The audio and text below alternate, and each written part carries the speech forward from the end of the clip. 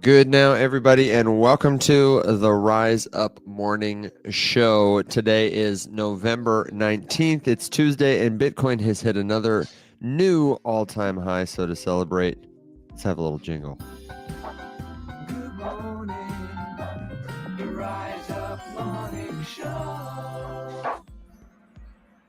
And our friend Will is in Iceland. Our friend Alex is here with us. I'm your friend Evan. Alex, let me know when you get in the TikTok. I just took it live as I was seeing you get in the StreamYard. But in honor of Will being in Iceland and in honor of Bitcoin's all-time high, I'm going to give this reaction from him that I love. Wee. Every time Bitcoin hits a new all-time high, Will gets a little ooh-wee. That's how we're going to do it here on the Rise Up Morning Show. I think that'll be the new reaction I go with, as Sounds opposed good. to an angel getting its wings or something like that, you know. If you're new to the show, this is your place on social media for helpful news, for commentary, for answers to your crypto questions. There are so many places to hear about crypto on TikTok, on YouTube, on Twitter, but we aim to be the place where anybody at any level of experience can come, jump right in, even people who are skeptical or just crypto curious, ask their questions, share what they know, learn and grow, and we say rise up together. The Discord server is the free hub for all the resources our community offers. The link is on the screen. But you can join this live show Monday through Thursday at 7 a.m. Central Standard Time. You can watch us on your TV if you're on YouTube. Does anybody on YouTube watch us on their TV? Let us know. And Curious. then hang out with us. Yeah, I want to make a video about that. I want to pull us up on my TV and see what we look like.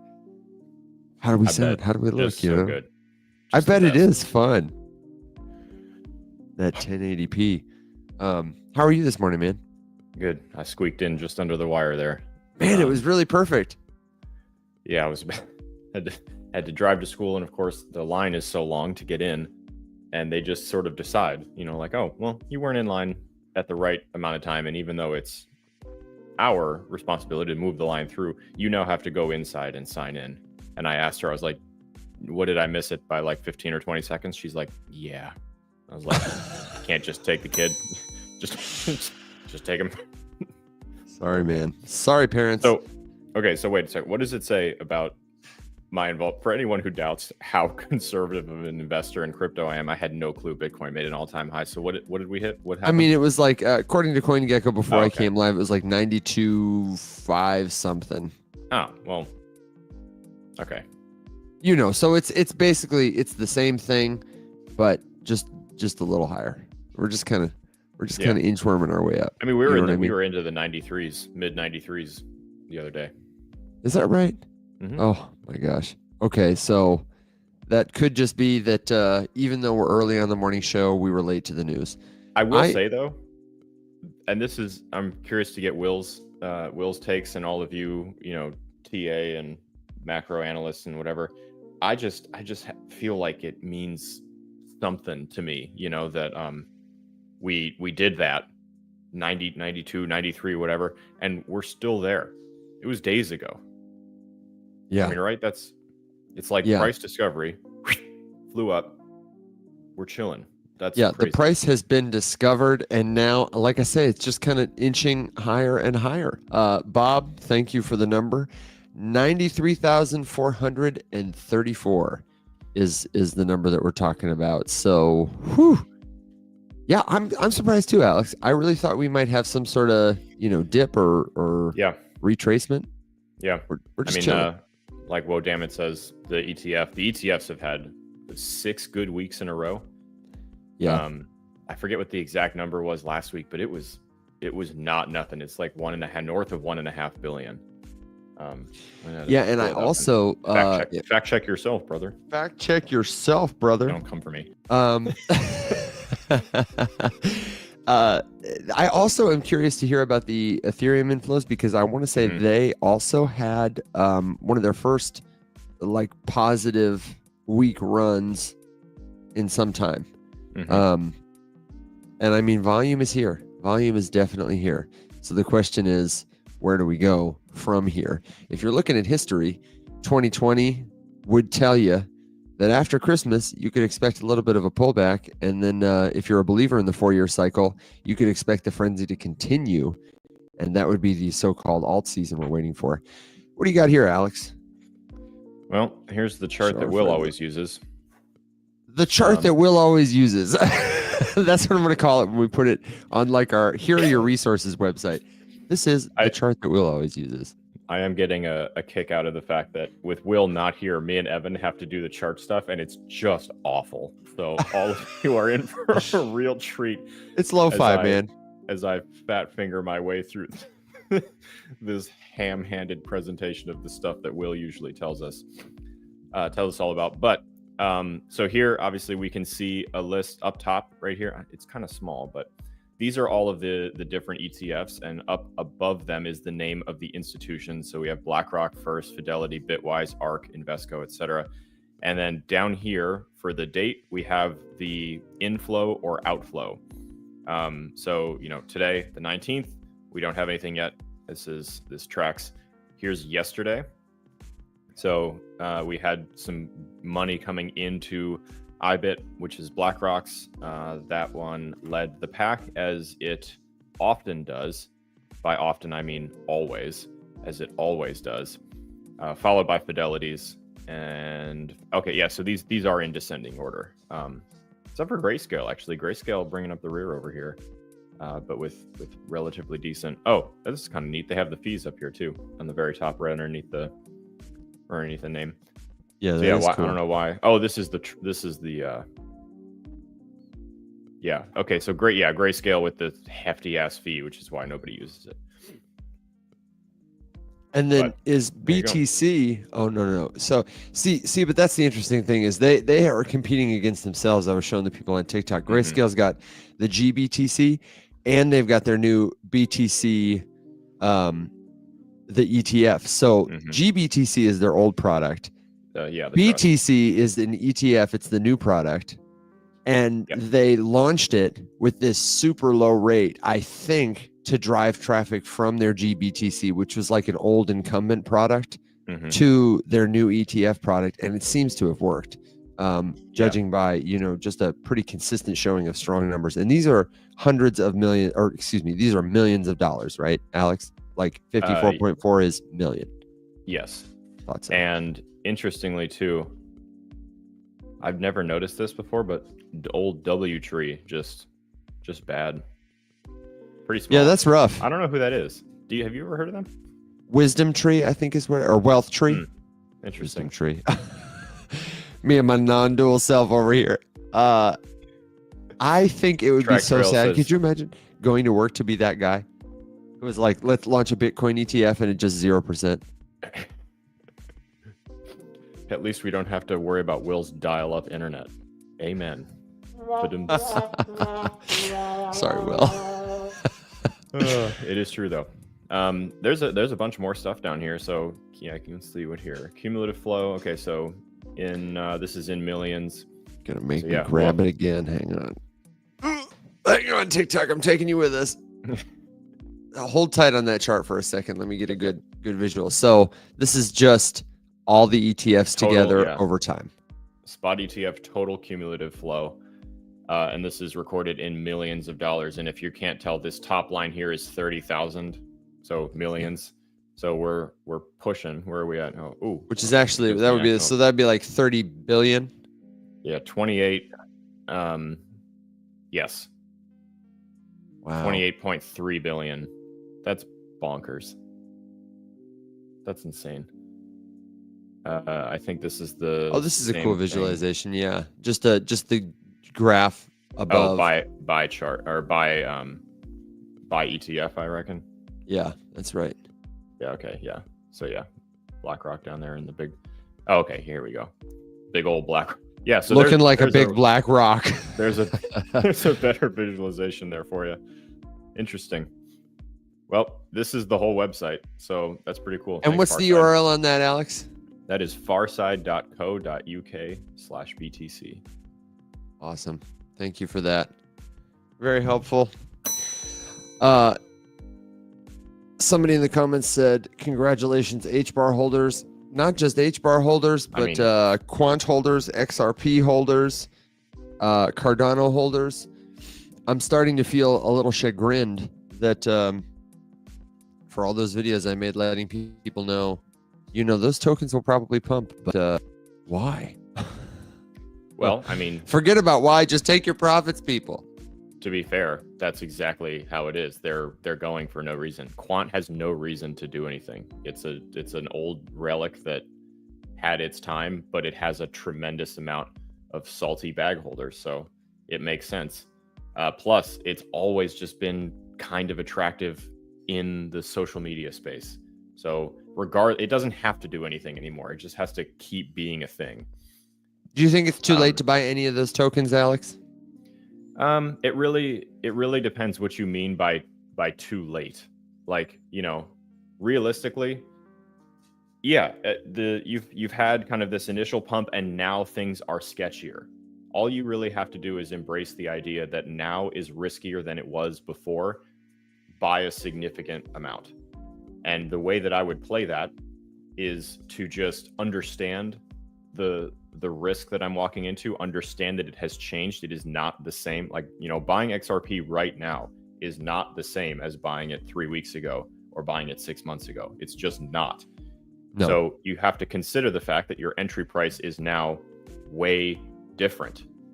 And in my humble opinion, you need to be more aggressive about the profits. So, for example, if XRP had been sitting at 50-ish cents for a year and a half with some odd little and some odd little, then that's clip it. Then, now you're staring down the barrel of a 70% week for XRP. Overall, about 100% price increase over the past couple weeks. And you just have to recognize that it is way more likely now that it either stays here, bleeds a little bit, cools down, falls back below $1 for a bit. You just have to kind of adjust your expectations. It's too late for sure if you think you're going to walk in and just get the exact same, like it's going to just do another 100% tomorrow. Is that possible? Theoretically, yes. And crypto has a way of making skeptics eat their words with regards to price action that we see. But my underlying point is really just that it's just riskier now. Not that it can't pay off. It's just way riskier. That's it. Yeah, very well said. And you should never, ever be the person who somebody said in the comments below, don't jump on a speeding train. Don't chase a green candle. And we had a message in the chat and I had a message in my comments recently. What if I want to buy it and hold it for a year?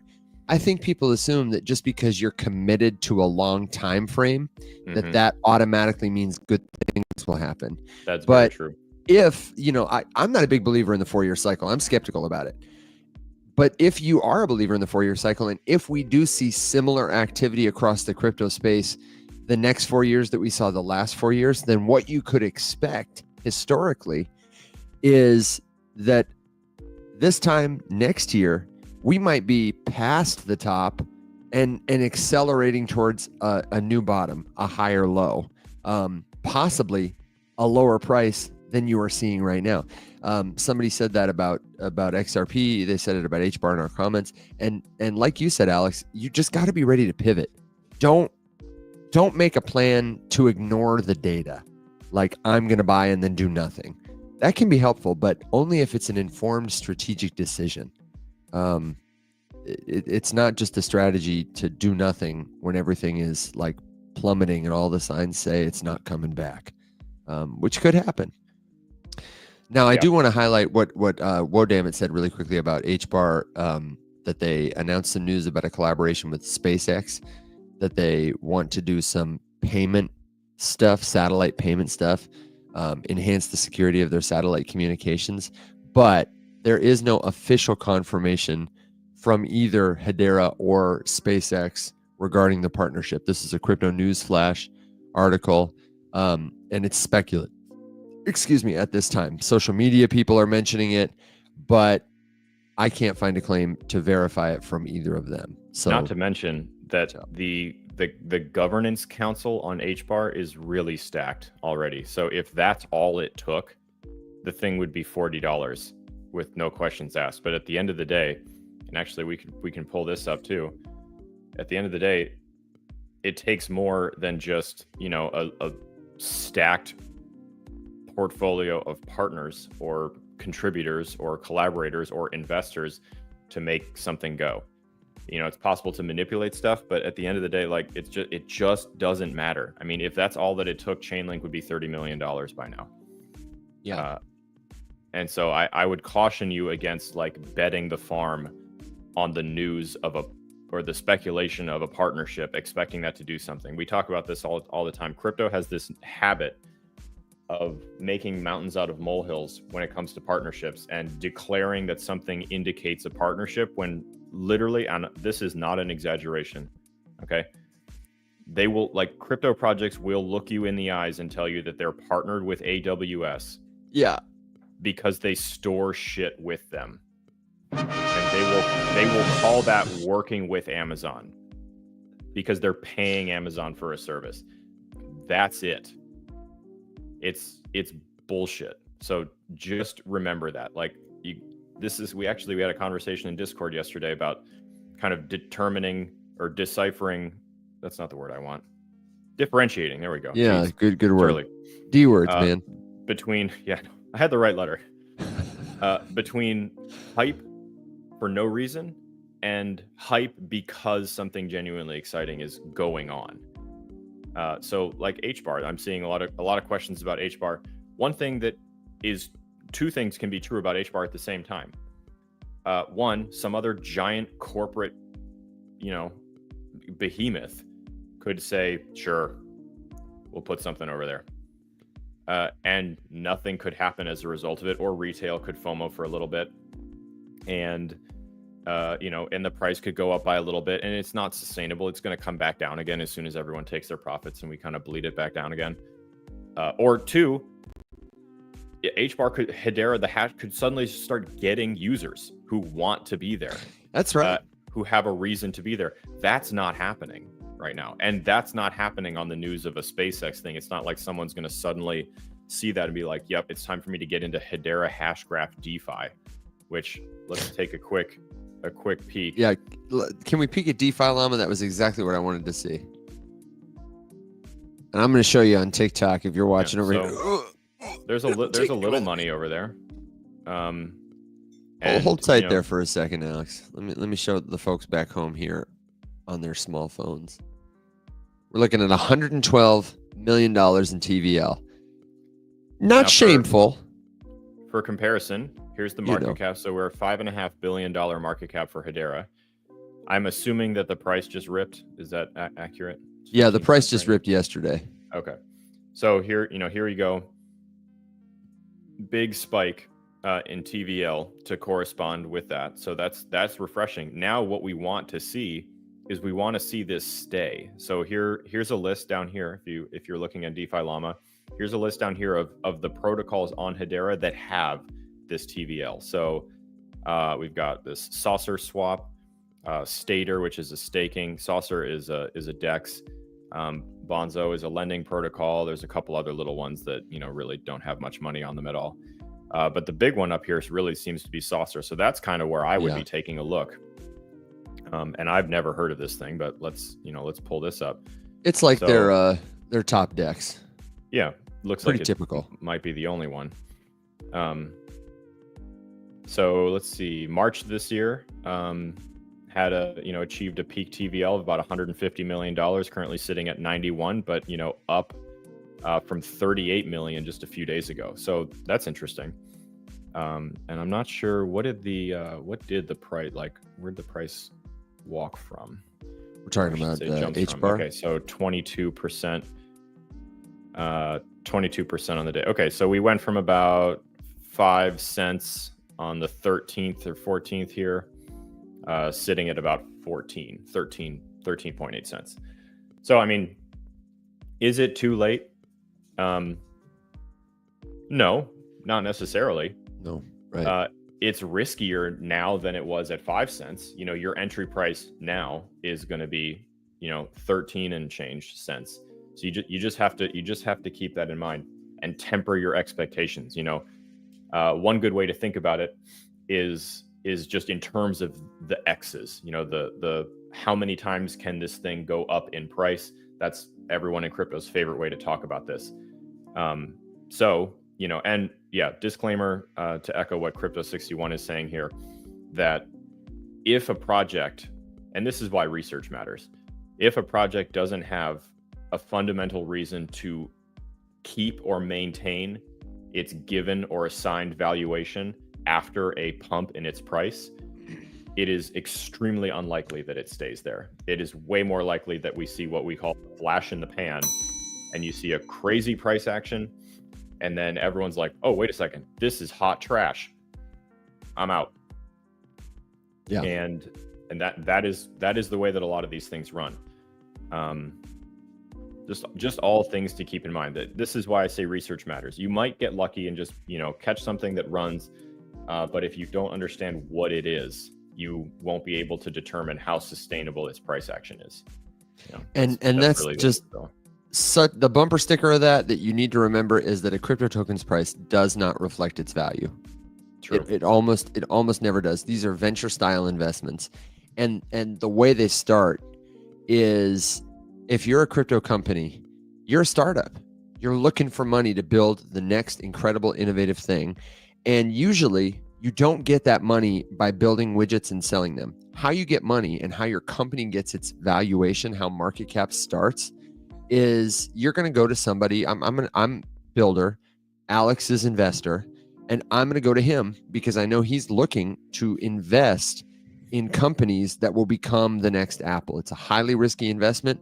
He wants to find them early, and he is allowed to play that game before retail investors are. So I call Alex. I say, you want to write me my first check? It'll only cost you $100,000, and I'll give you 10% of my company. And now my company is worth $1 million, and I haven't even done a thing. And then I say, Alex, can you introduce me to your buddies? I need more money because we need more money to build this product. We're going to integrate SpaceX with blockchain. We need $10 million and a team of developers to do this for the next 3 years. And he's going to say, no problem, Evan, I've got you. I have an investor friend with even bigger pockets. And that guy's going to give me $1 million for my next 10% or something like that. Maybe they all together give me $10 million for the next 10%. Now I've sold 20% of my company for $11 million. And the whole thing, before I've even launched a product, is worth over $50 million. That's how these companies get their market caps, their valuations. And then you hear about them because now I can pay for marketing, and I'm going to launch a token or something to raise more money from you. So, the price doesn't necessarily equal the value, especially in any venture style investment, especially in crypto. I'm thanking myself for that. No, that was a good, and I really can't stress enough that the sustainability and the longevity of price action is why research, not for the probability of a pump. Like that fleeting, knowledge can be gleaned just from perusing social media and being really agile. But in terms of, like me, I don't like to operate that way. I like to be able to go 2 or 3 days without looking at a computer and not feel like I need to be stressed and jittery that my portfolio is going to go to zero and there's nothing I can do, or I'm not expecting it. And I have no idea. Like, is it going to? Is it not going to? I don't know. That's why I research. That's why I only hold what I hold. That's why if I'm going to gamble on something, it's going to be super short term. Maybe I see a 20% pump on something I just bought that I have no long-term faith in. I'm taking my 20%. I'm taking my profit. I won that trade. Good for me. Yeah. Well done. Pat myself on the back and rinse and repeat. But I'm not going to decide now to, years ago, first cycle, I would have been like, oh, well, it ran. I didn't understand what I was looking. I'm like, it's going to do it again. It's going to go to $1. It's going to go to this arbitrary price in the sky that it has no business necessarily going to, but sounds nice. H bar to $1. Is it possible? Of course it's possible. How likely is it? It depends on a whole lot of stuff. Could it be manipulated up to $1? Sure. Does it deserve to go to $1? Honestly, probably not. Does that mean it's not going to? No. What is deserved and what is not deserved have rarely anything to do with price action in cryptocurrency.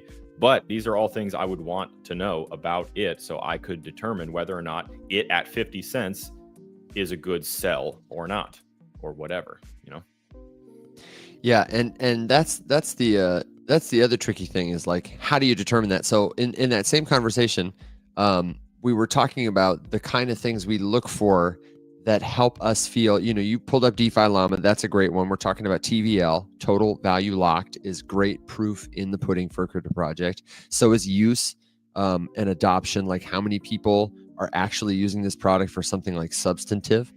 But then I would say there are a couple of other indicators, and I would ask everybody in the chat. We have a lot of people who are very well informed.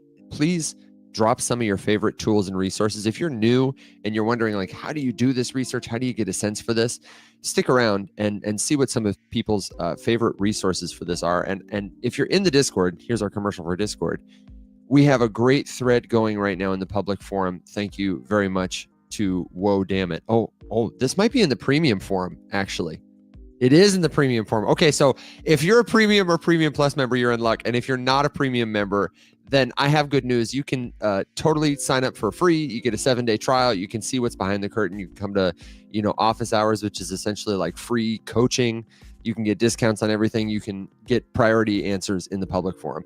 I'm going to give you a peek behind the curtain and tell you what we were talking about. We're talking about this in the public forum or the premium forum. Whoa Damn It asked us about this question. How do you differentiate between hype and actual substantive news? And what are some good like indicators you can rely on to tell you what that might be? And I had the number one thing for me is regulatory news. If somebody has like legal trouble, or conversely, a legal roadblock has been removed, they've been declassified, deregulated, something like that. That is the number one thing that will affect. That's why people put so much faith in the ISO 222 thing, is because they think it's some sort of endorsement from a regulatory body. To be clear, it's not. But regulation, that has the biggest impact on our space. Nothing will kill your token faster than a lawsuit, a delisting, etc. But I'd love to know what people think some of the others are. In terms of places you can find, I would just say, if you're looking for regulatory news, honestly, I would just Google, go to your newspaper kind of thing. The other one I would mention are protocol changes. If you are Solana and you implement the Fire Dancer upgrade and now your network is significantly more decentralized, that's like proof in the pudding. You're attracting more validators as a result, things like that. Conversely, if you're ETH, and you have a hard fork that, I don't know, causes everything to go down, that would be like another proof in the pudding thing. Nobody can use your network now. Everything's really expensive. That's proof in the pudding. So what are we getting in the comments? Is anybody sharing what some of theirs are? Astrology. Billionaires are using astrology and millionaires read charts. Who is it, Alex? That was a TikTok creator. Yeah. Who mostly does astrology, but occasionally did crypto, right? She mostly, yes. And it was pretty effective, I understand, trading the moon cycles. I mean, this is one of those things, like, I don't understand it enough to have an educated conversation about it, but I always just thought it was like a self-fulfilling prophecy. Because I mean, honestly, me too. So many people, do believe in that and put faith in it. And if you see an indicator and you're like, well, yeah, I'm going to do the thing just in case, and everyone on Earth thinks that, then of course it's going to happen. It's going to happen anyway. Okay, so there's a few comments kind of rolling in. So let me back up a little bit here. So Ken, your entry price to XRP there is really high for what it is right now. As much as I hate to say it, that was the local top. Could it continue? Absolutely. Do I hope that it continues? Of course I do. I want nothing but the best. I want everyone to make money. But this is what I was saying in the beginning. All you need to understand right now is that your risk profile is significantly different than somebody who bought it at 50 cents 6 months ago. And you might need to be at peace with being more aggressive on your profit taking, or just okay with seeing your portfolio go down in the short to midterm, depending on what happens. You just kind of have to look at it a little bit differently there. I don't know, I'm trying to think of a different way to phrase that, but that's kind of all there is to it, to be honest. Yeah, you got to be nimble. It's got to be nimble. Got to be float like a butterfly, sting like a bee kind of thing. So- And if you're wrong, like I would also say be nimble but not too nimble. Don't feel the need to refresh every day. That's an indicator you're over leveraged. Yeah. Oh, that was the other thing. You indicated that you were worried. You should listen to that feeling. I always say panic is telling, and you might not be panicked now, but worry leads to panic. You know, as Yoda is describing the dark side of crypto starts with worry. Worry leads to panic. Worry to me indicates that you bought a little too much, or you bought it a little too high. You didn't really listen to your own personal investing rules when you did that. You made a decision that perhaps you felt pressured to make because everyone on the internet was screaming, running around like a chicken with their head cut off about XRP's giant pump and how it's finally here and next stop $10, which is all bullshit. It's always bullshit. People will say anything. Evan and I could literally sit here and start a fresh live and just put the banner XRP to $20 and run a whole show where we make it very convincing that that's possible. Yeah. We could say all kinds of Evan and I have the skills and the knowledge base to sit here and seem really convincing that Solana's going to $1,000 for sure. And this is why it bothers me when people say things, you know, just to like instill that feeling of panic and fear. You shouldn't be panicking about investing. And if that's the feeling you're taking away from this, then you really need to come to terms with the fact that none of us are investing in any of this stuff. We're just gambling. And that's why you feel squirrely about it, because you're gambling with way more money than you would ever sit at a poker table with. So, I don't know, just, you know, when you listen to people who tell you like, hey, don't worry, everything is going to melt your face by December. Everything is going to guaranteed to, you know, triple in price by January. The total crypto market cap is going to be $12 trillion by next summer. Everyone's just guessing. Mm-hmm. And it's technically possible, which is why the guessing and the bullshit and the lying to you is so convincing. Because theoretically it's possible. I cannot sit here and tell you it's impossible for the crypto market cap to go to $10 trillion, because it's not. But no one fucking knows that. They're just guessing based on what sounds good and what's attractive and what gets attention. And listen, it is in my and Evan's best interest to have 10,000 people in this live right now. It's in my and Evan's best interest to have all of you smashing the like button and sending gifts and subscribing to the Discord and all these things. You know, so like if I have to sit here and ask myself, okay, at what cost am I cool with that happening? If the cost is lying to you, then that's the reason. Someone yelled at me in Hussar's comments yesterday because he made a video shouting me out. Yeah, and they said that they would never follow me. There was a lot of Calvin. Dude, Evan, that video, those comments are a very interesting microcosm of like general crypto attitude, because everyone basically just told him that he missed the mark by not saying Calvin Hill. And then lots and lots of people said that, oh, well, just look at the follower counts. Don't follow anyone under 100,000. Oh, and I'm like, you people have been led so far astray when it comes to this kind of stuff. And I mean, you know, Evan and I say all the time, we would be way more popular if we were willing to do a little crime. Yeah. Oh my God. You know, so I figured today I'm going to make the blunt video where I'm just like, you know, hey, I said no to a multi-6-figure deal. You know, because I didn't feel good about it. And it was at a time when I really needed the money. I mean, I don't know.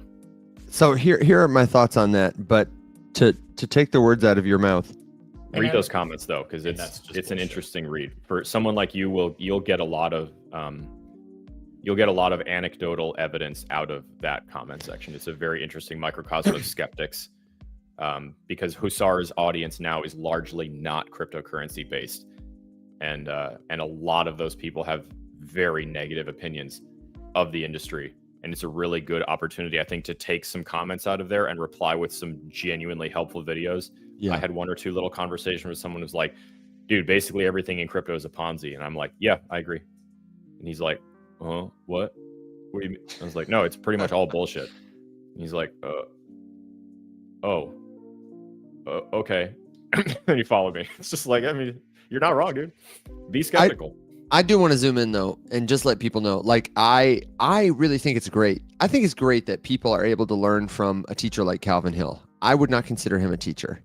I think we need every voice and perspective we can get in the space, but I think some approaches are objectively more helpful than others. And I think it's troubling that TikTok serves content too. If you're in Geo Husar's audience and you don't really care about crypto, the first crypto content you're going to be served by the algorithm is going to be somebody who has a bigger, that the algorithm says, hit this.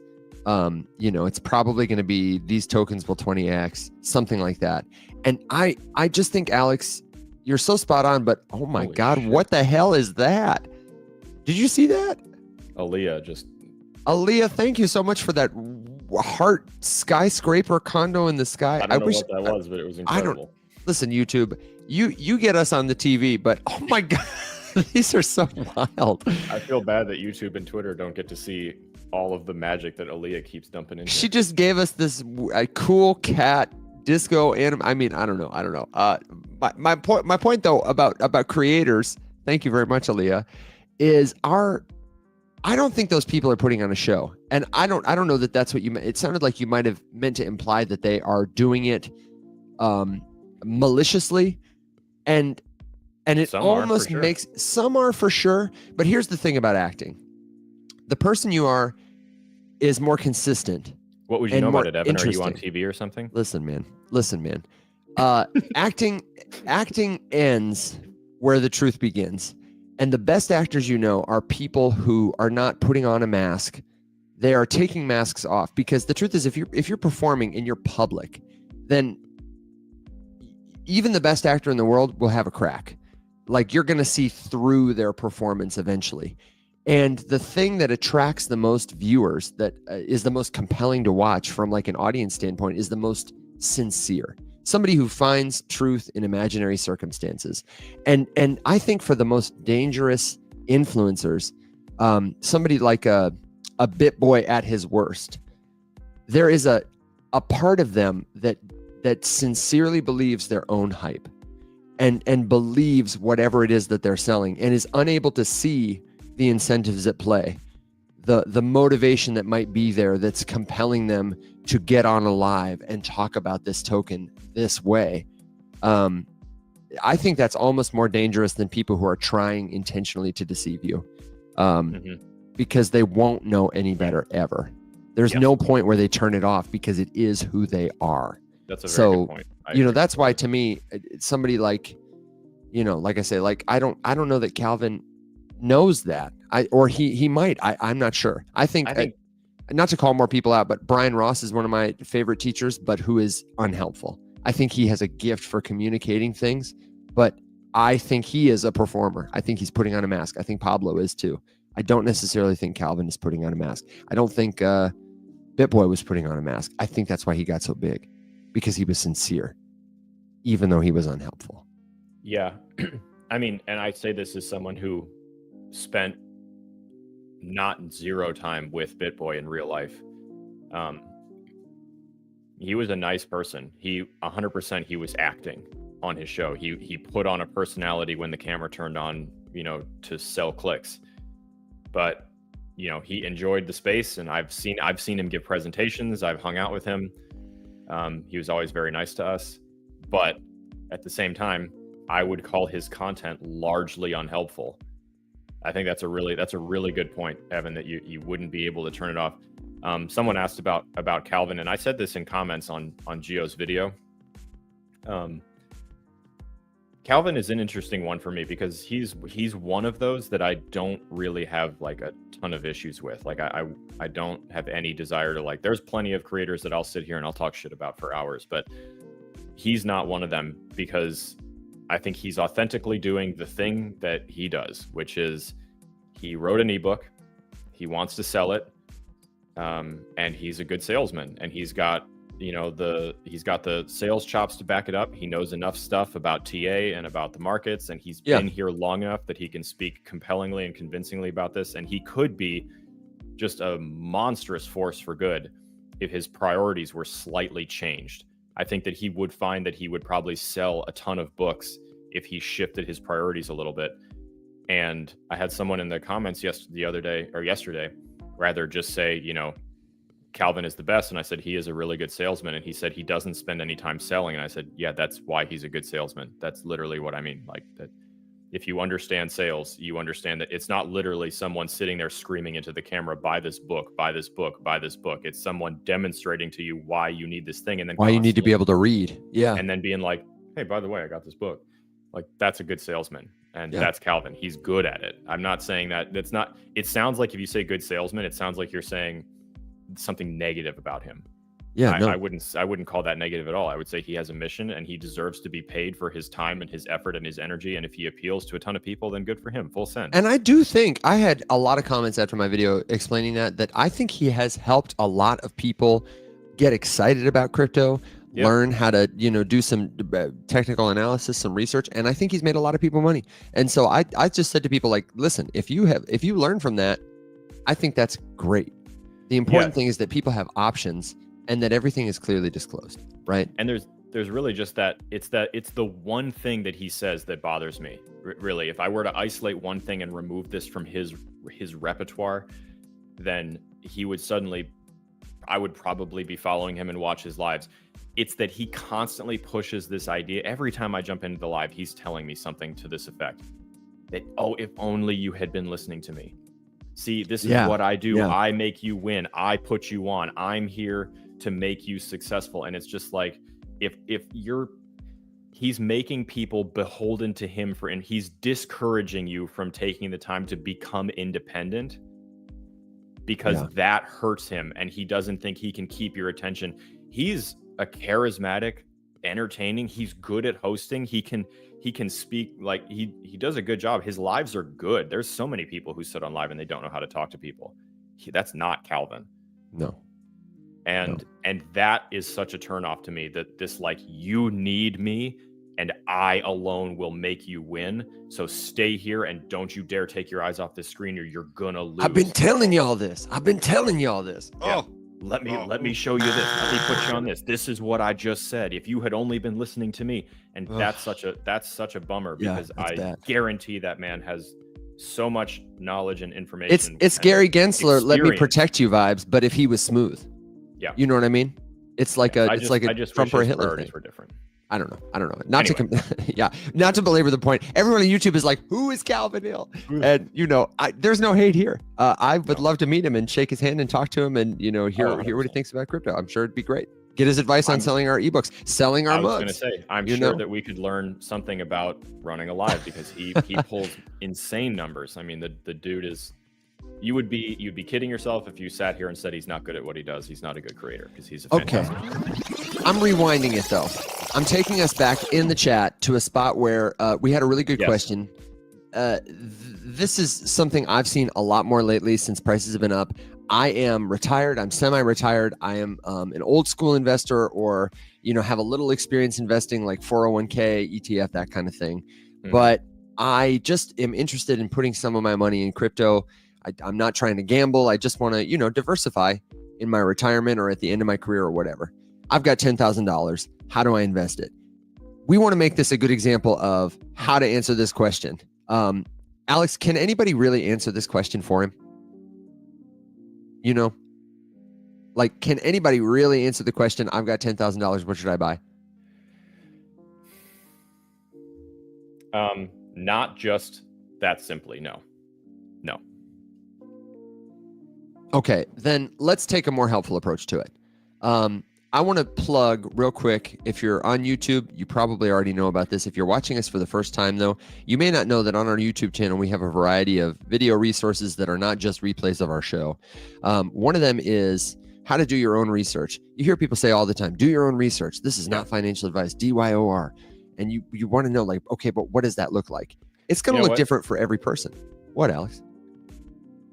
I'm just realizing, I was just thinking, I bet I could actually give someone a pretty good answer about, like, what to do with X dollars.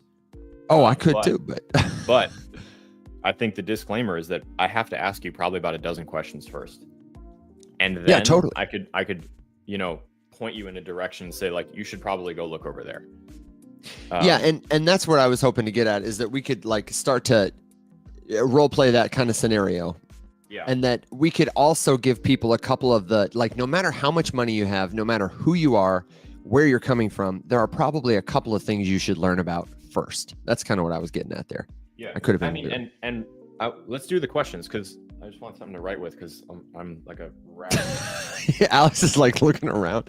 I thought you were looking for your Calvin Hill ebook or something, man. Honestly. Oops, sorry, wrong one. No, but write these down. Answer these questions for yourself. I think these are good. Let me pull up a little thing and we can even toss them on the screen. Pull up a little thing, and while Alex is doing that, let me remind you that we are here Monday through Thursday, 7 a.m. Central Standard Time to share helpful news, commentary, instruction, answer your crypto questions. And when we're not online live, we are online in the Discord. It's at discord.gg/riseup. And if you've never joined a Discord server before, you felt like it was intimidating or overwhelming, I've got a pinned video tutorial in my profile right here on TikTok. Find me on TikTok if you're on YouTube and you need the help. We also on YouTube have a tutorial for step-by-step how to join the server, what it's for if you've never used Discord before, how to operate there. And I do want to let you know that these are our only profiles, whether you're watching us on Twitter, on YouTube, on TikTok, or somewhere else in the future. This is our only channel. So please do, if you want to connect with us, follow these channels. We will never, ever, ever, no creator will message you first, offer you money, help with trading, how are your investments going? We're never going to reach out to you and do that. Anybody who does is trying to take your money. So these are our official profiles. Give them a follow and then come back and connect with us and like us. Really, really like us. Did you get your stuff up, Alex? Yeah. Tell me what you're working with. Oh, great. Look at that. Okay. So if you want, spoiler alert, this little experiment, this little exercise here is not going to end with me giving you a price prediction and telling you to go invest in something. But I think that I genuinely think that it will equip you better to do that. And Evan, we're going to have to bounce this back and forth a little bit because I'm kind of making half of this up as we go. Okay, great. I love it. So if someone asks me this in a comment, this is why it's so hard to... And again, the question is, I have X dollars. What do I buy?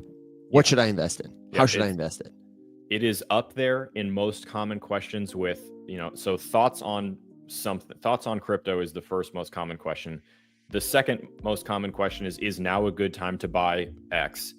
And then I would say probably the third most common question is, I have $1,000. Where should I put it? Okay, so the first question, and I don't mean any of these to sound insensitive or silly. Some of these may seem like no-brainers to you, and maybe some of them you've never considered before. But this is the way that I would respond if I had the appropriate character length to someone I've never spoken to before about crypto. If Evan asked me where to put $1,000, I know a lot more about Evan's crypto tendencies, his risk profile, what he does, what he's interested in. And Tears, I'm not going to end this video by saying all of you need to put all of your money in Doge. I'm sorry. If you like Doge, then full send, brother. That's the thesis. Okay, so question number one that Alex is going to ask, he's typing it out, I'm going to read it, is X, like if you have $10,000 to invest, is $10,000 a lot of money to you? And I think where he's going with this is, if you were to lose it, is that going to impair your ability to feed your family? Yes. Or are you going to seriously think about hurting is that going to put you in a dark place if you lose that money? Is that, we'll call it the pit of despair level money. Yeah. Right. Yeah. And actually a good follow-up point to that would be, can you afford to lose X? Can you afford to lose it? And a lot of people are tempted to say like, yeah. But specifically, like, could you buy groceries? Could you pay bills? Would you recover? I think is a way I find myself phrasing it in different times in my own journey, asking people this question. Okay. Aaliyah has an interesting thought here. Sorry, go ahead. For the record, $10,000 is a tremendous amount of money. You can do tremendous amount of money. much with $10,000. There's a lot of people. There are millions of people in the United States alone for whom $10,000 would change their life. So yes, $10,000 is a lot of money. Aaliyah had this. I wanted to highlight it. I took almost everything that was sitting in savings like a savings account, not an emergency fund, I think, making less than 1%. I left my 401k alone. I think that's a great way to start crypto, is like money you have under your mattress, in your freezer, in your savings account. You're like, here's some money, that maybe I was going to buy a vacation, or, I just cut some of my bills, or I just got a raise at work, and I don't need this money right away. But that is a great place to start in crypto. And I don't know about you, Alex. I see you're working on question too, but I would say to everybody else here, like, forget about the amount. I think a lot of people are waiting for like when they have enough money to invest, and also waiting for when the prices are lower, like when it's a discount. But time in the market is more important than timing the market. If you are interested in Bitcoin, the best way to make it real is to start buying a little Bitcoin. Just like if you want to learn Spanish, the best way to do it is to start practicing. What's the second question, Alex? So the second question is, how soon do you need your money back? And with this question, we're trying to establish what the time frame for investment is. And there's a couple parts to time frame. So let me add one more little sub-bullet point here to time frame. This is basically, like, are you a short-term, mid-term, long-term? Do you want to set it and forget it? Are you looking to invest in something that you can put in, forget exists, and come back and look at it in 5 years? Or are you looking to sit here and, learn how to day trade and actively manage a portfolio that you're willing to spend more time on? Maybe you're already a professional day trader and you just have never touched crypto before. Maybe you are an active investor who spends a lot of time, going over your portfolio and assessing risk and doing all these things, and you have time to follow news, and all of these different little components will add up to you determining what your actual time frame is. For me, when I started in crypto, my time frame was very short. I was like, I'm here, I'm locked in, I'm reading every single day, I'm always in the news, I am making 3 or 4 videos every single day, I'm spending hours and hours reading, I'm trying to learn how to read price charts and all this stuff. Now I'm like, dude, I might check it once a week. If it wasn't for the show, I would look at it once a month. Like, I'm barely paying attention to the prices. And if someone, sends me a tip or something like that, and I'm like, you know what, I'll risk a couple $100 on this. I'll throw it in there without doing any research, whatever. Like, that's me, looking, I have $250 to put in. What do I buy? Is $250 a lot to me? It's not nothing. Can I afford to lose it? Yeah. So that's, how soon do I need it back? I don't. Time frame, like a week. All of these things kind of start to add up. So time frame is super, super important because crypto is volatile. It moves quickly. And this will really eliminate a lot of stuff if you're looking to like be a long-term investor who's more hands-off and doesn't have a super high risk tolerance. We'll get to risk in a minute. And real quick, while you're writing up the next question, let me just say, we'll talk about taking profits in a minute too. Yeah, but I think a lot of people have, they don't have an accurate expectation for time frame because they don't have an accurate expectation for how high could it go. I don't know. I just want to make money here, and when it's up, I want to take it out. Somebody was talking to me about their XRP. They said, I bought it at 30 cents. And I want to hold it until my $10,000 position is worth 100,000 or $1 million. I don't know how long it's going to take. I'm willing to wait. And I said to them, like, hey, just be prepared to pivot. If the writing on the wall says it's going, below, that it's not going to reach it, you should be nimble. You should be ready to react. And I think if you don't know what prices are likely or how long it might take, like, no one's got a crystal ball. We don't make price predictions on the show, but I have come to have strong conviction in the idea that in a world where we measure value in dollars, Bitcoin will always be worth more. Its price might be higher or lower today, but always. I understand it now. I'm like Lethal Shooter. I understand it now. It is always going up as long as we measure value in dollars. So how long do I want to hold it? I don't know. I will know as it continues to go up. If something changes, we get in war or whatever. And I make that kind of target for each of these crypto investments. I get to know them as companies or as investments so that I can have a realistic expectation for like where I expect them to go. So Alex, then you got another question about time here. What's that Yeah. question? How much time are you willing to spend managing this investment? Is this a thing that you want to check once a day for 5 minutes? Is this something that you're planning on sitting down at your desk and spending an hour or two on? What's your commitment to this look like? It's worth noting that there are no wrong answers to this. These are all up to you. This little flow chart here is meant to, help you answer just some important questions for yourself so that you can sit here and say, I have $10,000, $1,000, $1 million, $20. What do I do? You don't need to ask someone like me that. You have all of the tools that you need to answer that question for yourself. And someone like me cannot answer that question for you in a good, helpful way. So, okay. Evan, do you have any other thoughts on time frame? Or are you ready to? No. And just to review, the question we're answering is, I've got $10,000 or $1,000 or whatever. How do I invest it? How do I get into crypto? And the first question is that amount, is it a lot of money for you? Could you afford to lose it? How soon do you need it back? And then the next question that Alex is writing up right now is, what is your risk profile? And this is like kind of different than, is this a lot of money to you? It's asking, however much money it is or isn't to you, how comfortable do you feel, right, Alex, as it changes? Because crypto is more volatile than anything you've ever invested in before, unless you, are betting on, like dogs on steroids at a racetrack. It's probably more volatile than that. I don't know. What would you say? But I see you got another sub question here. So it's extremely volatile.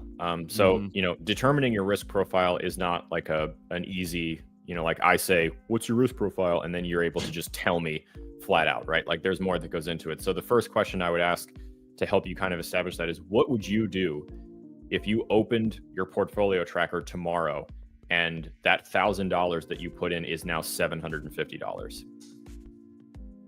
What would you do? Mm-hmm. Would you? And for a lot of people, the answer is, I would sell it. I'd get scared. I'd walk away. Mm-hmm. You're like, oh, well, it's cratering. I need to escape while I can. If that's the attitude, we should not have put $1,000 into the crypto that we chose in the first place. But there's all kinds of different answers to this. So like, you could say, oh, well, I would look to expand the position because now my entry price would be lower and I could lower my overall average cost basis. Like that's the way that I look at things at this point when I buy something. Let's use Solana as an example. It's one of my high conviction plays. It's not, there's nothing secret about that. I answer that question every single day. What do I hold? One of the things I hold is Solana. I have been in it for a long time, and right now, as we make new like levels, I scrape a little bit off the top every time we go up. And the way that I'm planning on ending that train is to like, eventually the market will top. I do not trust myself to time it, so that's why I'm taking incremental pieces of my profit out as we go, and we'll get into specifics on profit in a little bit here, a couple questions down, but that's what I'm doing. And at the end of it, the market's going to peak and it's going to start to go down, and it's not going to go back up again for a while. And I'm going to be sitting there with a bunch of stable coins. And then as those new levels are found as we go down, I'll start to put a little bit of that stable coin back into Solana, Solana. You want to buy lower and sell higher over time. That's it. So I write down every single exit price. I know that I bought it at $60, $80, $120. I know that I sold it at $200, $210, $215, $240. I know those are my levels. So I have, amounts that I sold at those last four prices. Take my lowest one of those sells. When we go below that, I'm like looking real juicy. Time to buy. Yep. Okay. So determining your risk profile, there's so much information out there about how you can do this. Like, I'm definitely not going to get the entirety of all of the questions you can ask yourself to do this. One of the things that I think does a pretty good job, if you've never tangled with risk profile analysis before, is to start an account with Acorns. That's actually how I started investing at the very first bit in like 2016 or whatever. And for those who don't know, Acorns is a roundup app where you can like plug your debit card into it, and every time you buy something, it rounds you up to the nearest dollar and takes those extra cents and puts them into something. But before you do that, you have to establish a risk profile. And it then builds you a basket of stocks to invest in based on what you said, low, medium, high, whatever. There's a couple more nuances now in there than there were before. And I think that does a pretty good job. If you were to like YouTube determining my risk profile for investing, like all these different things, you would find a lot better than I'm going to put on this doc. Well, and Will I'd is like to here. get to Hey, a Will. couple of, that's right. I'd like to Mac get to is a couple here. specific examples of Hey, buddy. like risk profile investments, but I have to interrupt you, Alex, because like a true call-in radio show, we have got a real live guest calling in. It is Mr. William Watson joining us from Iceland. How are you, brother? I'm good. I just got off a glacier, and we were ice caving. You were ice caving on the glacier. Well, that seems like a perfect time. We were just talking about risk profiles, and that sounds a little fun, man. Yeah, dude, it was cool. It was a good time. But it's Europe's largest glacier. We were just on it, just getting off, gonna hit the road and go see the Glacier Lagoon now. But I just wanted to come on and say hi to everybody. I don't know. Is there one quick question that I'm supposed to be addressing? We're kind of talking a breakdown, answering the question. I only have $10,000. What do I invest in? And we're breaking down the process of like what we would ask somebody to help them answer that for themselves. Is this a lot of money to you? How soon do you need it back? What's your risk profile? So do you have like a quick hit of, if you're considering investing any amount of money, a question you should ask yourself to make a more informed decision? Yeah, first thing is like, what do you want that money for, right? You obviously want the money to become more money. What do you want that money for? Do you want it for retirement? Are you trying to buy a home in the next few years? Do you want to just like treat your significant other to a nice vacation? Something short. In which case, if it's retirement, you want much lower risk assets to hold on to, like a Bitcoin or maybe Ethereum and Solana if you want something a little bit riskier. And then if you want something like a quick flip, you can go and play with some meme coins and stuff and, do a quick flip. I mean, like the bigger meme coins. Don't go play on Pump.Fun. No one wins that game. But, go and play with the top trending coins right now, which are your memes, your DeFi, and your protocol coins. Go get 3 or 4 of those. And then away you go and you sell it in about 4 months or so. And hey, you just got a fantastic vacation or a fantastic honeymoon, hopefully, or at least a discount on that. That's you, Will. Do you like that new sound? That was so good. He would say aerodrum. I would say aerodrum. Yeah, My bag. Yeah. And sadly, I have to get back on the road now. No problem. We love you for joining us. We hope you stay safe there. Don't get sick eating the shark. Don't fall into a cave, and come back in one piece with lots more adventure stories for us. Okay, man? I make no promises, but I'll try my best. Fair enough. See you, dude. Oh, man. I love it. Ladies and gentlemen, Mr. William Watson. A great addition to our list there, huh? Yeah, so I just jotted down a couple little things that Will said there. So, what are your goals? Defining your goals in investing is important. Are you shooting for retirement? This will also, honestly, I should put this above risk profile because this will help gauge. And let me say, we are actively workshopping this document. We'll pop it in the Discord later. If you want to see it while we're workshopping it, you're just joining us on TikTok, then head on over to YouTube. You can find the link here at the notice board on our screen. We've got a link to our website. It's got the YouTube there. But essentially, we're answering the question, I only have X amount of dollars. What would I invest in? We're helping you to come up with the very best answer for this yourself. And Alex, I got to tell you, like a true call-in radio show, we have got a request from the one and only Mr. Mac Lorden. So I'm going to go ahead and bring him in too. Lord Lorden. I know he'll have some good perspective on this question. Ladies and gentlemen, all the way from Miami, Florida, by way of Ohio, it's Mac Lorden. And by way of Kentucky, I just wanted to make it brief. What's up, guys? Good morning. And Texas and all that stuff, I just mean. Where you got your bona fides. How you been, man? Good, man. How you guys doing? We're doing great. We're answering the $10,000 question. I've only got $10,000. And how should I invest it? By asking people the questions they need to ask themselves. I don't know if you heard them already. I'm happy to read them again to you, but we would obviously love your input as we kind of workshop this for people. Yeah, I've been here for a couple minutes. He's like, shut up, play the record, Evan. No. It's all good. I just I wanted to chime in because I actually just last night I've been meaning to just kind of like do a deep cleanse on my portfolio, and I don't know if anyone out there is like me and you have parts of your portfolio that you look at and you're not just teeming with pride. So that was happening to me, and as we're on the cusp of this big potential breakout, no one knows for sure, but that's what it's done in the past, and that's what it's looking like it's going to happen in the next several months. That you need to have a portfolio that you're like, yeah, I'm excited to tell my friends about this, not like, oh, I hope this pumps again. It's been 4 years, but man, maybe, it's just like, you just got to kill some stuff. You got to take it out in the back and shoot it in the shed. Like one of it says. Old Yeller.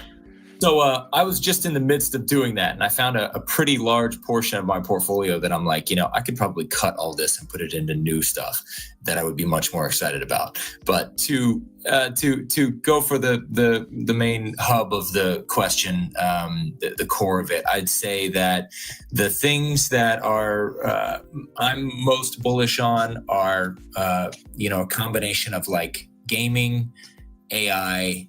And when I say gaming, I mean gaming infrastructure. That's a little bit less risky than just individual games. And I would also make sure that it's a relatively newer gaming, ecosystem. So like Beam or something like that, not something that's been around since the last bull run. AI related. So anything with, data, GPU, computing power, that kind of stuff. I'm obviously big on Aether. And then probably DPIN.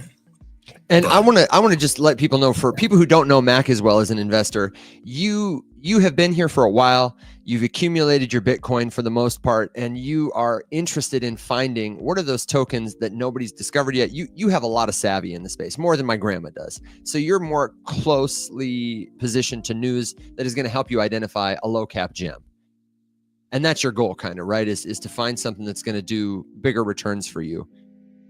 Yes. Might be a little riskier than your Bitcoin, but a bigger reward. I mean, I think with anything, asset diversification is key, right? So if you put all your eggs in one basket and that basket doesn't jump, then you're just sitting there looking like an asshole, right? So you've got to make sure that your bases are covered to a decent extent, but that doesn't mean that you should be in 8 different niches. Don't go into decentralized science, decentralized social, meme coins, layer 1s, layer 2s, DeFi, and NFTs. If you do that, you can't pay attention to what's happening in all of those niches at the same time. All of a sudden, you got 40 tokens. Yeah, exactly. I'm a big proponent of going after what you like and something, in a couple different niches that you can get really good at. So focus on those.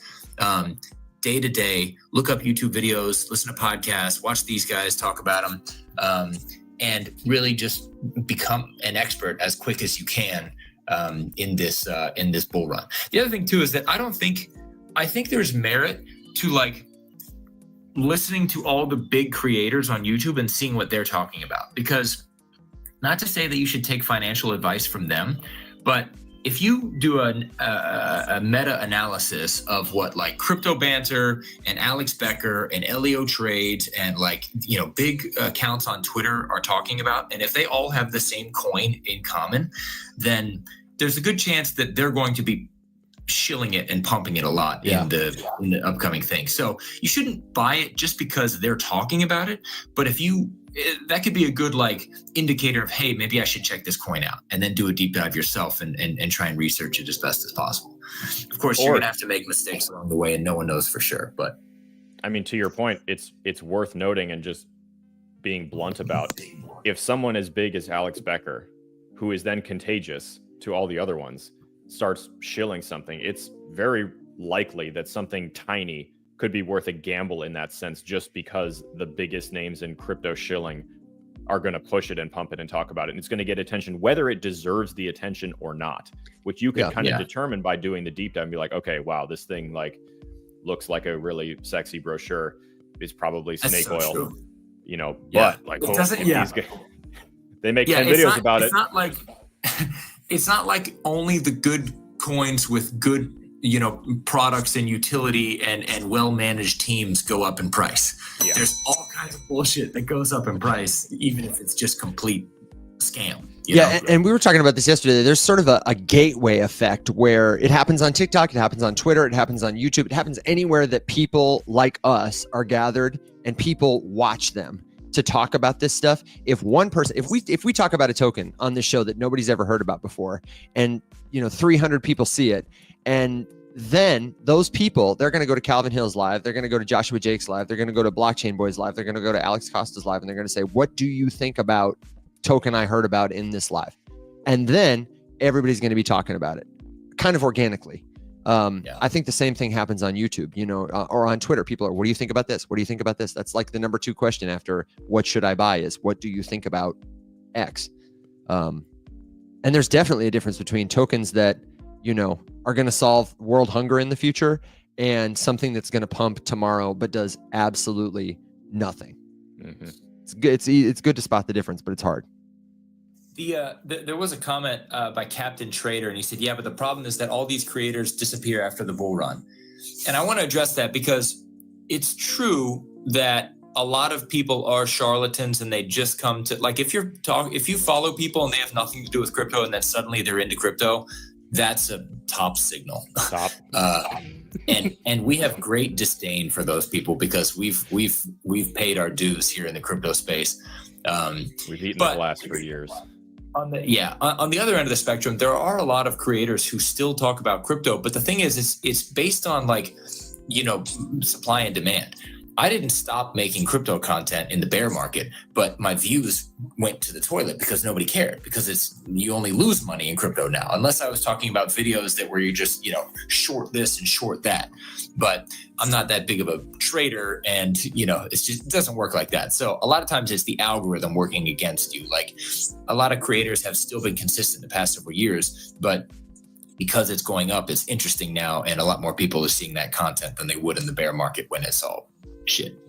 Yeah, well said. So to bring it back to this question, we're answering the question, what would you do? How would I invest X dollars, $1,000, $10,000, whatever? Alex, can you real quick review the big questions? And then are we at about the point where, do you feel well met on these questions, or do you have more that we're hitting to? Because I'd love to touch, before we ride our dogs and ponies in the sunset, into, like, once you're in, how do you get out, the taking profit question while we have. No, I want to hit the profit stuff really quick. There was a couple questions about that.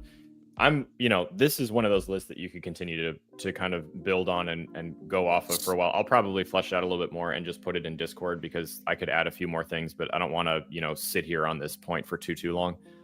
So essentially, if you're just joining, this is a little list of questions that we whipped up to answer the proverbial question, I have X dollars to invest, what do I buy?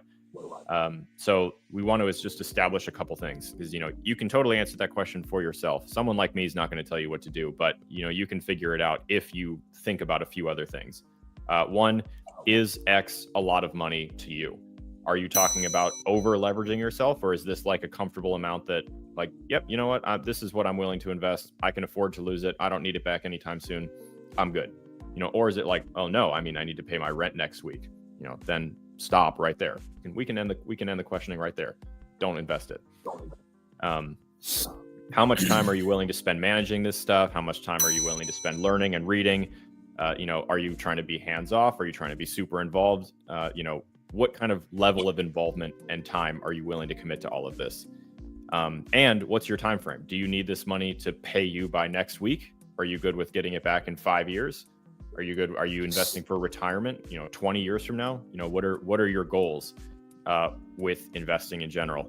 And then kind of walks us to determining risk profile. And this is pretty much where now you're going to start getting into specific stuff. So like Mac mentioned a number of different narratives and stuff that exist in crypto. So, what's your risk profile? It's like, what, this is money that I can afford to not have for a while. I'm willing to take a bit of a chance.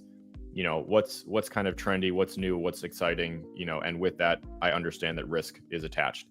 It's like, okay, well, here's a couple narratives in crypto that are sort of becoming trendy right now. There's some new projects being built there. There's some good, proof of concept stuff out there. There's some new speculative stuff out there. This is probably worth your time looking at based on your time, your risk profile, how much money you have to invest, and whether you can afford to lose it or not. And maybe that's gaming. Maybe that's DePIN, decentralized physical infrastructure. And maybe that's, I don't know, DeFi, maybe it's beams, maybe it's whatever. But no, I think I'm feeling relatively well met on that. Unless you I guys think it's have a anything to solid add to it. start.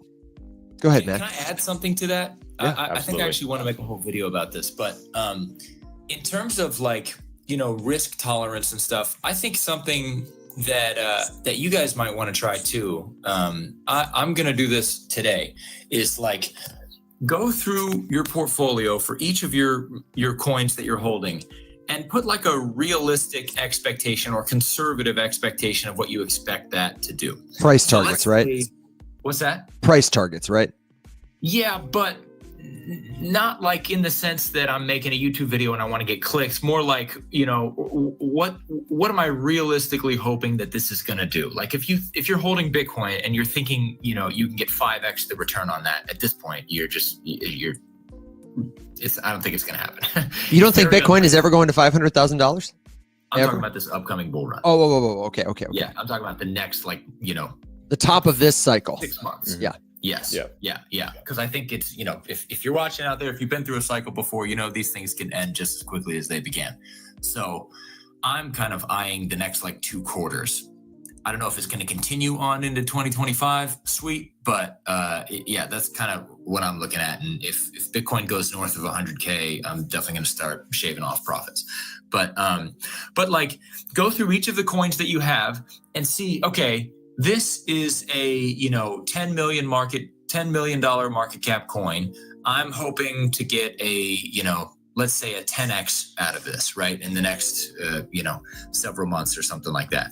And then you put that total there. And so you do that for all of your coins, and then you can total up how much you want it will be if all of that comes true. So you can kind of go about if you say, okay, my portfolio is worth 50K right now.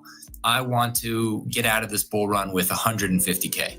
And then you can go through each of your coins and say, all right, well, let's say I think Bitcoin can go up 30% from here. So, that'll be this amount. Let's say that's worth 10 grand. And then Ethereum, I think, is going to be, going up, let's say 50% from here. And then you can tally it all up and see what that final number is. Like, is that close to your 150K goal or not?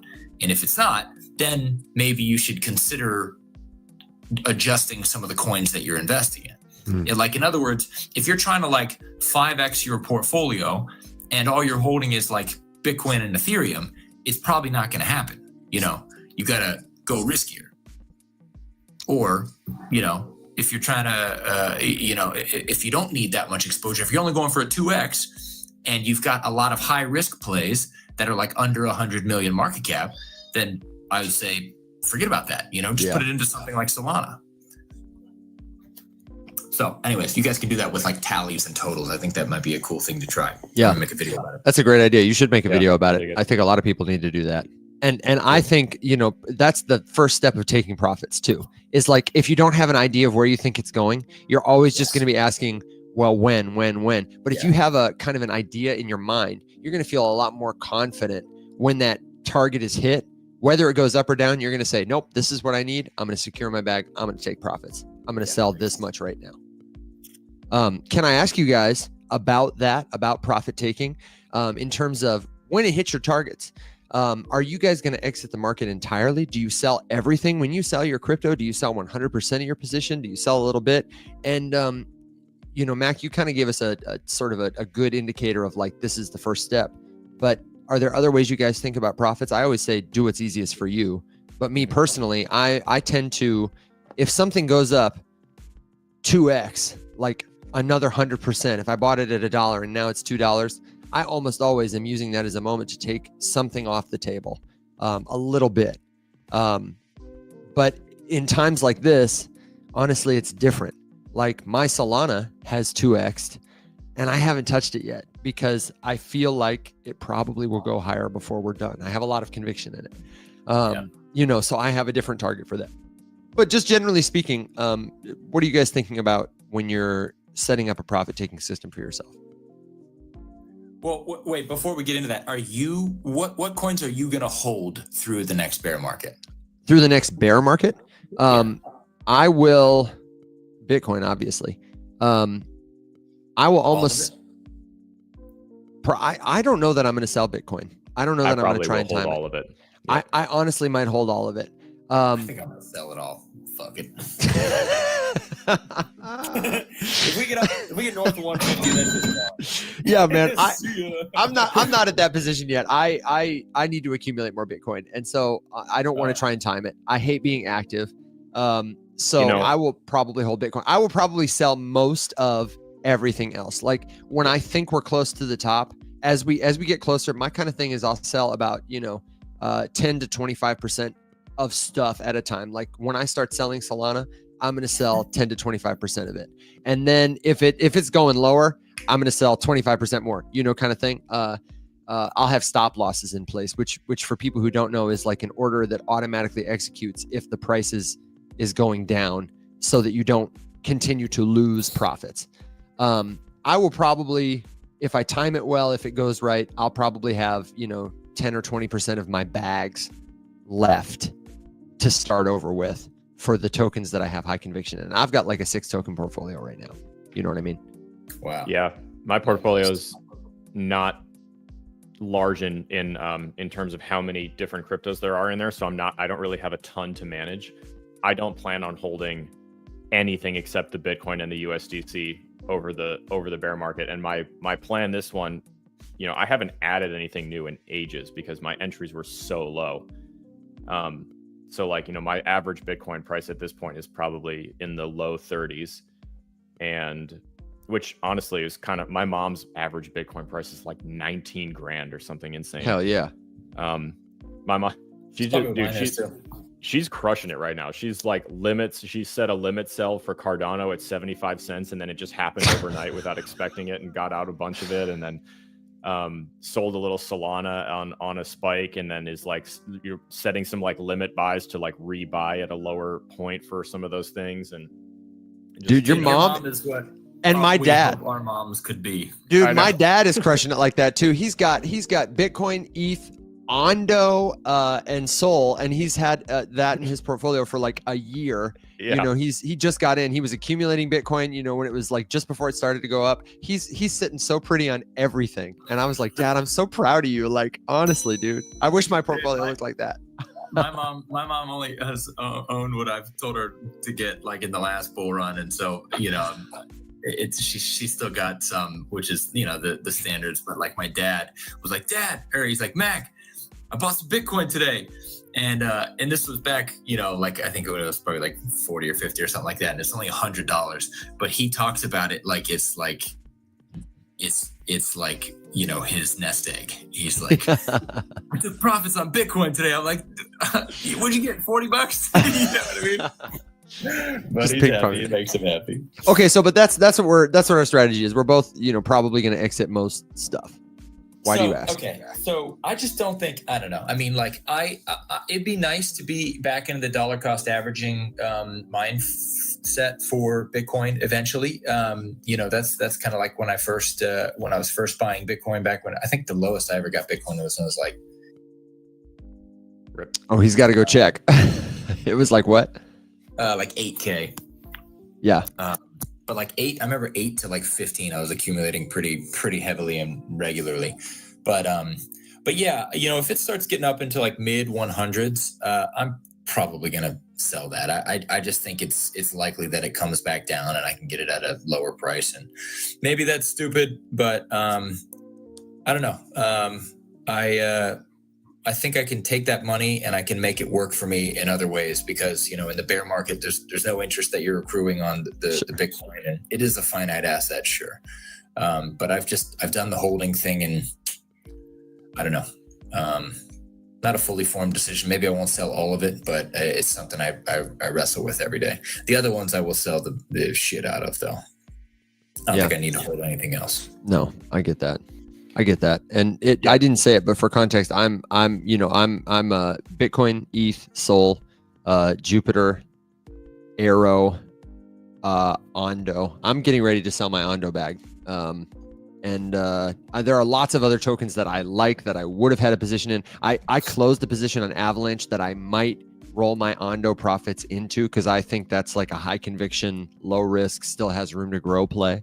But they're all things that I expect will go up and then go down. Yeah. I'm Bitcoin, Ethereum, Solana, Avalanche, and USDC. That's it. The entries were really low. Like, my Solana entry I was saying earlier, biggest bag was in the 20s, added some at 40, added some at 60. Have been selling since 200. The ETH doesn't even count anymore. I couldn't even begin to tell you what my average ETH price is. Sorry, it's low. It's Lower. low. It's extremely low. It's like in the 800s. You guys think ETH is going to be around next bull run? ETH? Yes. Worthy? Not okay. Relax, everyone. Obviously, it's going to be around. I was like, I mean, are we going to be lusting after it anymore after the next one? I don't know, man. Honestly, I feel like it's going to go into Cardano territory. I think in the short to medium term, it could. Are you hip to the debate that the ETH community is having like internally right now about whether or not L2s are going to kill the L1 because they're so extractive? Cannibalizing it. They're cannibalizing it. But the L1 believers, they say this is like such short-term thinking. We are actively working to scale the L1 in the next 5 or 10 years. Sure, maybe the VCs can get their checks, but they're not going to be able to kill it. They're not going to, kill the incentives for decentralization. We're going to continue to make the L1 faster, cheaper, better. And in the long run, they're talking, these people, like 50 to 100 plus years. Vitalik is thinking about 30, 35. And planning on ETH being the foundation of the future internet and the economy of everything. In that world, I think there's a world where the L2s could totally kill it and Solana becomes bigger competition. But I don't think at this time there is any more robust like virtual machine ever in existence that people can build on top of. I think it's still, until that changes, I'm here for it. If validators start leaving, that's my clue number one. If the L2s start leaving and like slow the rate at which they're launching, that's my number two.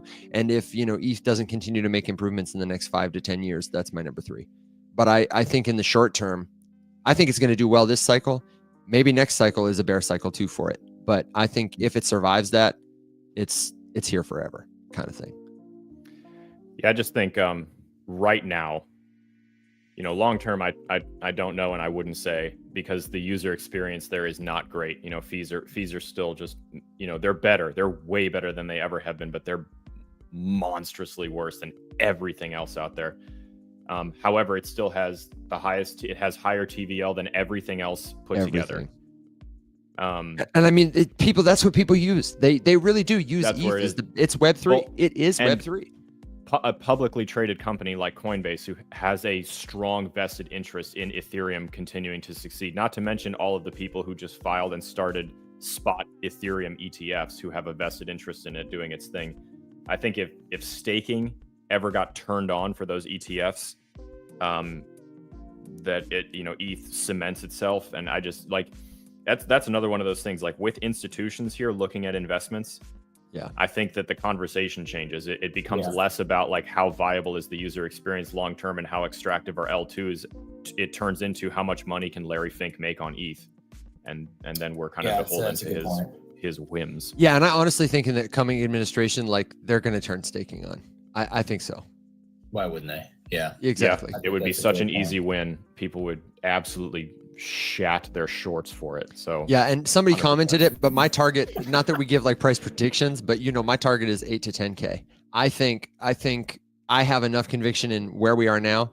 Honestly, if the fees weren't so high, I would be averaging into a higher position. I buy ETH when I can in bigger lumps because I hate to pay the gas fees. Yeah. And I'm betting on Sol instead, kind of is like my hedge.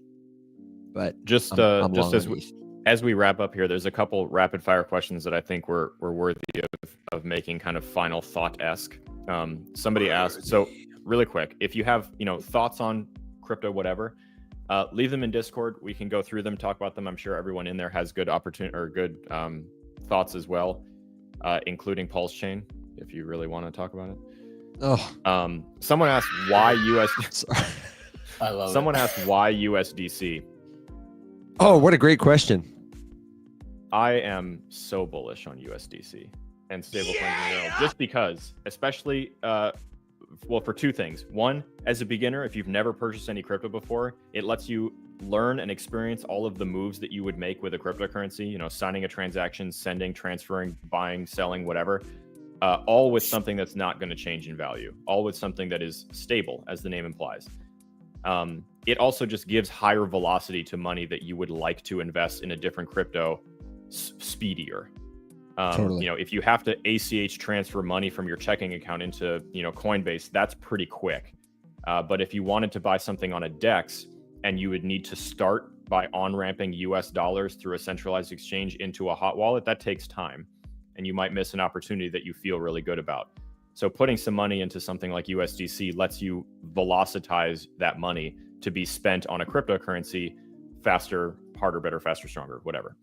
So Yeah, that's a one. great place where to start. I would say even for the people who asked the $10,000 question, my answer for like where should you start before you invest $1,000, $10,000 is get a wallet, learn to buy a stable coin, send it, receive it, do that kind of thing. Like practice with something that's not risky, and then practice with Bitcoin. You know? Yeah, you get the, you know, I push back against the claim that you have to lose your hat and your shirt and your shorts and both socks to like learn crypto, when you can definitely get some of the learning out of the way with something safer like a US dollar backed stablecoin.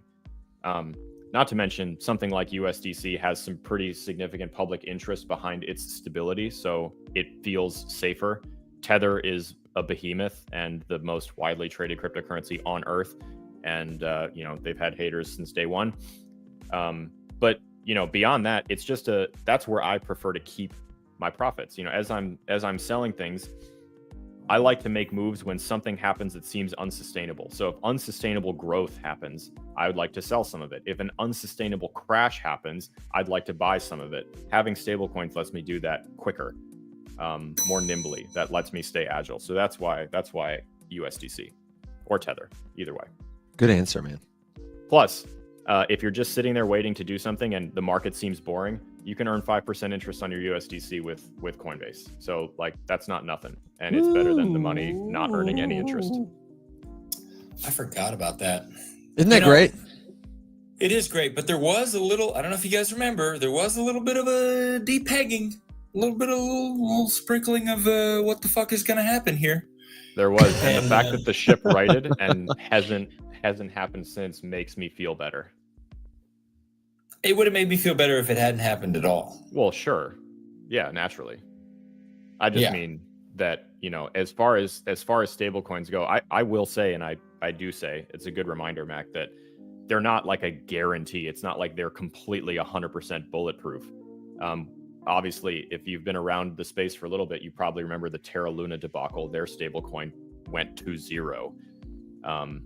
Granted, it was built and managed a lot differently than Tether or USDC is managed, but it's possible. It's a good thing to be aware of. Yeah.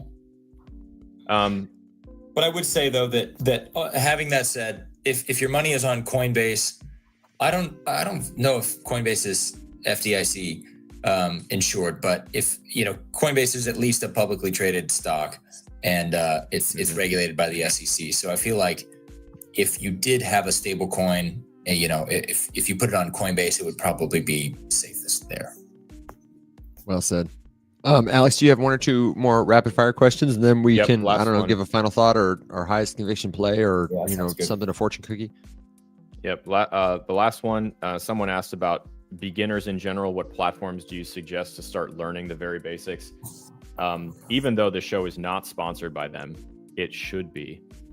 I will always recommend coinbase.com/learn. You do not need to make an account with the platform to read every single thing on that index, on that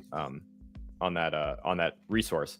They have tons of articles, short videos, little explainers. If you've ever seen Duolingo, it's set up kind of the same way, where it's just like really, you know, eye-catchy graphics. They've managed to write the explanations tersely, without leaving out any important details, and they just keep adding to it. It's an absolute treasure trove. and it's really, really good. And it's completely free. You don't even need to like sign up for a free Coinbase account to read it. You can just go to coinbase.com/learn and start reading. And you can look at every single thing they have there completely for free. That is the best place to start, in my humble opinion, even though they still haven't sponsored us. Mac, what about you? You got a resource for people who want to learn? Any final notes? And if not, yeah, give a final thought or, you know, question, suggestion, good joke, word of wisdom. You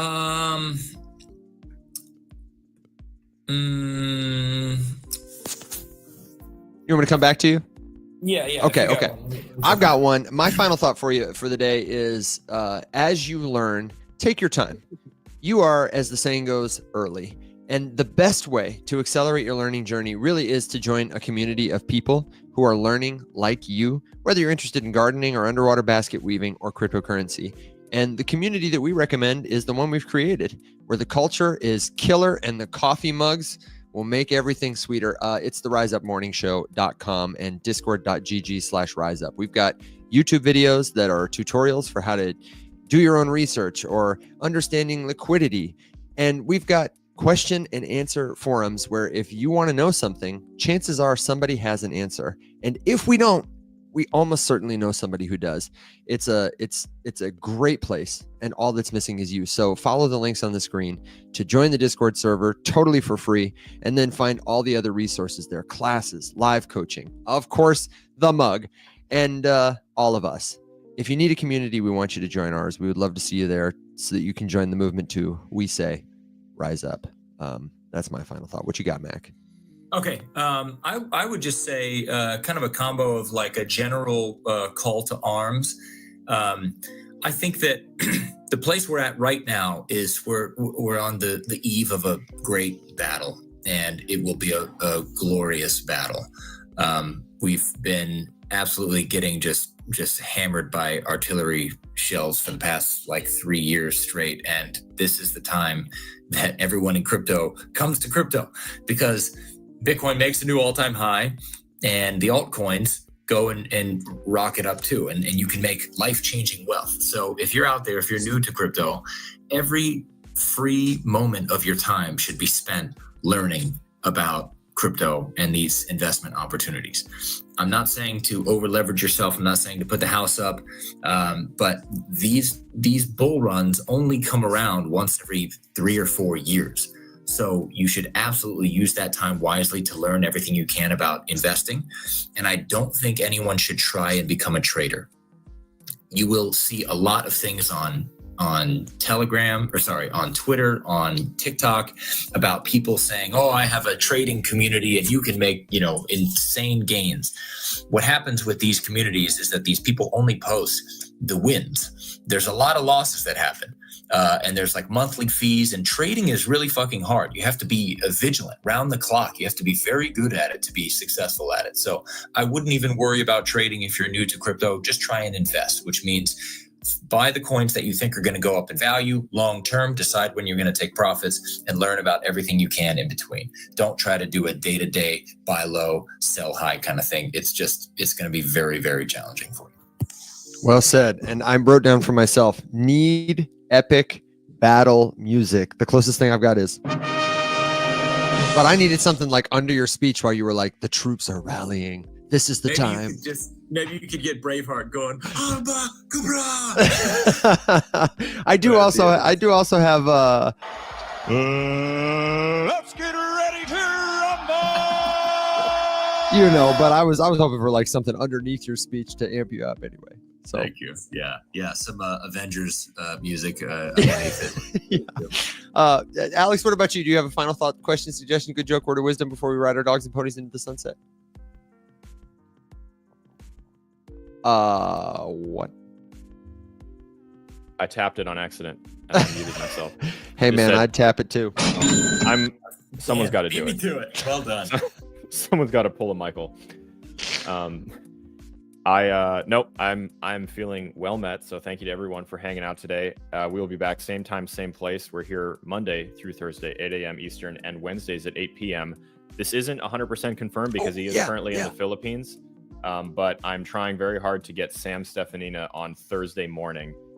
If that happens, if it doesn't happen this week, it'll happen next week.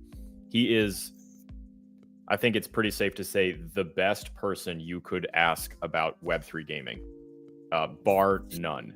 He is tapped into everything. He's a phenomenal creator. He hosts an incredible show, about the only Twitter space that doesn't make me want to end it all.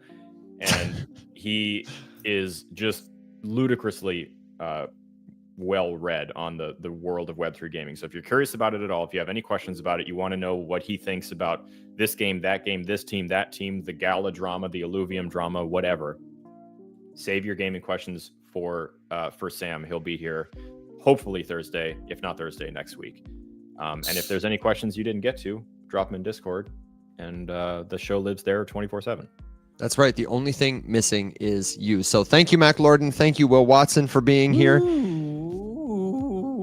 That's right. Enjoy Iceland. And Alex, as always, it's been a pleasure. Thank you, everybody, for the gifts, for the questions, the suggestions. One last chance to join the Discord. Find it at the links, and then come back tomorrow. We'll see you then. Until then, my friends, everybody,